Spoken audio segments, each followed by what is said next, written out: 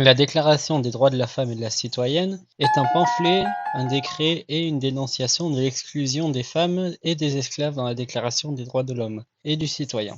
Écrite dans un contexte de grande instabilité, elle reflète les pensées des riches femmes de l'époque, car soyons honnêtes, une campagnarde a d'autres choses à penser.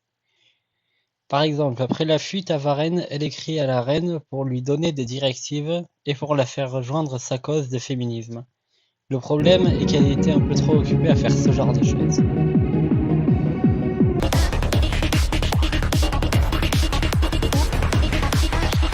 Alors voyons vite son histoire. Mariée, jeune et veuve peu après grâce à une crue du Tarn, elle part à Paris pour vivre dans ces magnifiques, époustouflantes et culturellement riches ruelles.